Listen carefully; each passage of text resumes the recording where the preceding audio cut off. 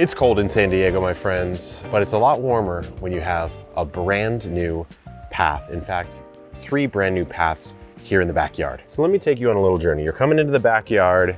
Maybe you want to take a little detour, have a hot shower, water the citrus plants with a grape. Oh, what's this? What could this be? Is this a custom laid, decomposed granite path that leads right up to a custom step for the greenhouse that has some sourdough pizza proofing? Well, yes, my friends, it is. I can't believe it took me this long to get proper pathways in at the garden. But not only do we have one coming up to the greenhouse and really setting it in place, we have a little jaunt. Let me take you on this jaunt around the pond. Look how beautiful that is right now. The test garden firing up for the season. And then we've even gone to the level of having this kind of slope down and meet the ground such that a wheelbarrow can come on up. I mean, look at the view. Oh my God. But it gets even better. This is decomposed granite, no stabilizer, kept it really simple, used a nice corten steel edge. So that was a little bit on the pricier side, but honestly, way cheaper than these rocks because these rocks were sort of left over from the pond project. But we also wanted to make it easier. Say hi, Paul. We wanted to make it easier to get on over to the shed. So finally, you come off the pavers, you come into the shed, and the Ristras hanging real nice this time of year. These guys are all dry, so we'll see something on the homestead there. But it gets even better. You come around this way. Uh-oh. Hey, hens. You can come right in to the coop, check on the hens, see what they're up to. They've actually bonded quite a bit more than ever before. Take a look. Black Australorp. We got Loaf over there. We've got Cortado. They're all kind of in the mix now. And it even comes all the way over here. Kind of stops right when you get to the compost bin because the cart and the bin, you're going to want a lot more maneuverability down here and a lot going around this way because this is now currently the only way to get around the back side of the garden because we have all the wooden paths laid right here. So if there's one thing that I learned after these pathways went in, it is that the importance of aesthetics and function is just so much higher than I ever gave it credit for back in the early days of the gardening journey. And many of you watching, you guys have seen me sort of evolve myself and my gardening practices over the last 6 years. Some of you probably. Comment down below if you've been an OG epic gardener. But I feel like I'm growing up in a way. I mean, when you look at the space, it just looks so much more put together than it ever has. And that kind of brings me to what I'm changing in the garden this year. But to tell you about that, I kind of have to share with you a little behind the scenes of what's been going on in the garden and at Epic Gardening over the last couple years. It's actually been a really crazy run ever since really the pandemic, ever since about March or so when everyone got locked down. Gardening obviously just took off like absolute rocket. I mean, absolutely insane. And I was here for it. I mean, I was here to teach more people to grow. That's the mission of the company. But I did not know how much work that was going to take. It's just an incredible, incredible amount of work. And with help, Jacques and the team obviously helps a lot, but there's still so much to do all of the time. And so as the years have gone on, the team has expanded.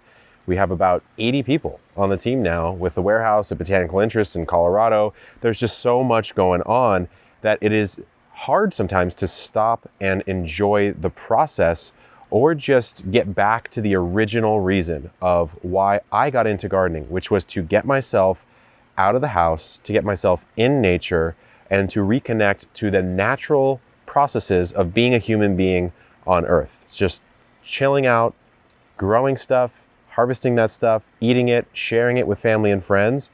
It's easy to let that go sometimes, even though that is what I do for a living, because there's so much behind the scenes that you guys just never even hear about. So over the past few years, Jacques and myself and the many people who've joined the team since have just been kind of running and gunning. And I don't know if you guys noticed, but it really did take a toll on me, like on a stress level, on a personal level, on a personal life level, on a health level.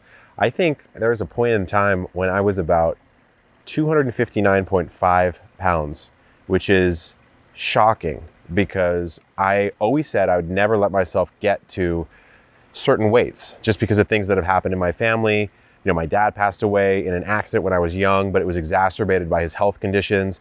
I never wanted that to be who I was, and I was like creeping towards that, and it just was not good. And so something had to change, and a lot of sort of personal changes happened over the last year or so. And unfortunately, I've gotten myself into a bit of a healthier spot physically and mentally, but I think there's still a lot more work to be done. So where I'm going with this is that this year on Epic Homesteading, you're gonna see a lot more fun, a lot more exploration, a lot more just stuff that I really want to do and I'm really interested in. That might be making a cleaning solution out of the old Christmas tree that I have. That might be making like more bread, cooking more, making farm to table recipes, going off the homestead and doing some tours at different places and learning from them. And then there's also a lot changing on the Epic Gardening channel because I've been doing videos for like, honestly, it's been 10 years. If no one was watching them 10 years ago, but it's been 10 years. And I don't know a lot of YouTubers who have been for 10 years and haven't taken a significant break. But more importantly than that, the mission of Epic and the reason I started it is to teach the world to grow. Basically to teach people what I learned through my explorations of gardening and homesteading, which is just like how rewarding it can be and how fulfilling it can be for your life. And it can improve your life, it can improve your friends and family's lives, it can rebuild relationships. Obviously, there's a lot of healthy produce around here. So I can't do that alone. And that's why on the Epic Gardening channel, you're gonna see a lot more faces. Firstly, because I'm just straight up not an expert at almost anything I do, but I'm pretty good at gardening these days. But I'm not an expert at bonsai. I'm not an expert at how to deal with and arrange ornamental plants or even houseplants. I mean, I put up a pretty good fight in houseplants, but there are people that are way more obsessed than I am. So the ecosystem is expanding. It started out with Jacques, and you've seen Paul here on the channel. You've seen some folks on the Epic Gardening channel talking about the seeds that they want to plant in the new year. And I'm thinking about it as like an ecosystem of passionate people who want to join me and the Epic Gardening team on teaching the world to grow. I mean, look, I'm pretty good at orchard care, but there's someone better than me out there who can show you guys even more detail. Although I do have to say, I mean, come on, look at this. Little Satsuma.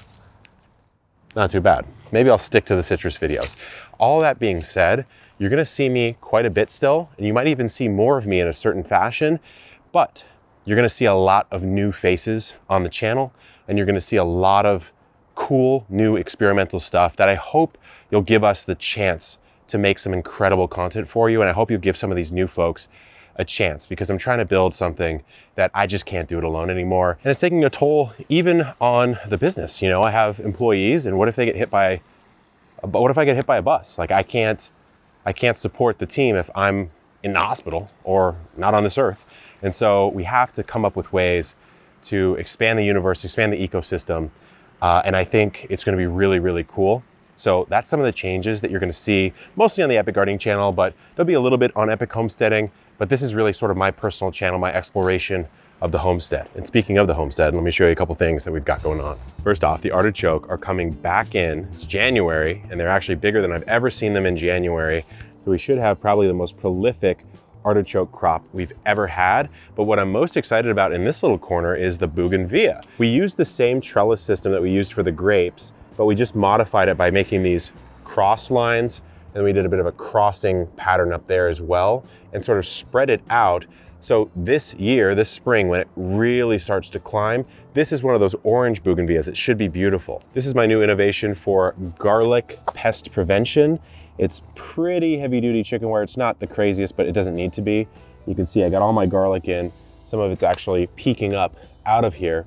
But we were having a problem with skunks, and so skunks will not be able to get in there. So I'm gonna keep this on as long as I can, because you know my garlic failure from last year. I don't wanna run into that again.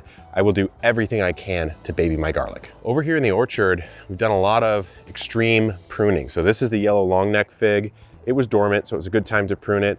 But you can tell I removed quite a bit of material right here. And mostly what I did is take stuff off that was running this way, and I took stuff off that was coming out way too long this way or shooting up way too far. And the reason for that is figs are fruiting on new growth, which means that if my fig tree is already up to here, branch-wise, it's only gonna fruit on the new growth. So it's gonna go even taller than that. I'm tall, I can't even reach that. So I wanted to bring the fig down, and we have a full guide coming out soon on the main channel. I'm actually waiting for all this to grow back in so I can show you exactly that what I did actually worked because it was a very extreme prune, but I'm excited about it because I'm really getting into the fruit trees this year. So that's where most of the fruit trees are on the property. And you can see there's quite a bit of space left. So this is kind of the last untouched terrain at the homestead. And I'm really curious what you guys want to see in this area, because I could easily see myself filling it up with way more trees, letting some get tall, keeping some low, building some sort of natural wandering paths throughout this area, maybe a small little seating area for family and friends. But I could also see doing something completely different. And before you comment and say natives, I'll show you where I'm going with natives this year. You're really gonna like it. So this is the front of my house. This is my curb strip. It's about 7 feet wide by about 100 feet long. So it is long as hell, guys. And it's been cleared out multiple times. Obviously the Bermuda has come in very strong. What I'm gonna do is clear this entire thing out and do a fully custom native planting, because it's something I've been interested in and I just haven't had the expertise to feel like I could do it justice. So I'm gonna be working with a native plant landscaper to get that job done, because I really wanna showcase natives. I just, frankly, am better at edibles and better at fruit trees, better at some more like sort of basic ornamentals, but a lot more coming this year. Thank you guys for sticking with us for this long. We super appreciate your support. If you're still in the seed shopping season, you can always request one of our botanical interests catalogs, or just hop on the store or pop over to any local nursery. We love supporting local nurseries. We're in 4,500 around the country. Good luck in the garden, my friends. I need to eat this orange I've been carrying around for like 10 minutes. I'll see you next time. Keep on growing.